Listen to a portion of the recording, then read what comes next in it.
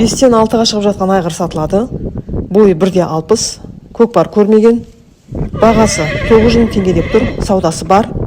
Қызылорда облысы Жаңақорған ауданы Бірлік ауылында тұр.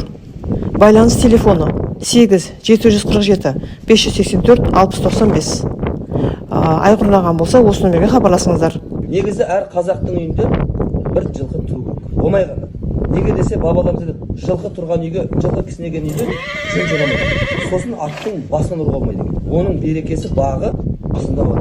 Ат ұстағаннан кейін оған су бересіз ба, шөп бересіз ба, арқандайсыз ба, жем бересіз ба, бәрі сауап. Пайғамбар сөзінен қиямет қайымға дейін ат ұстаудың дұрыс екенін айтып кеткен. Қиямет қайымға дейін етаж үйде тұрсаңыз да, қайыр осыда бір жерге алып, сонда анау үйде ат болғаннан кейін бала мінеді ғой.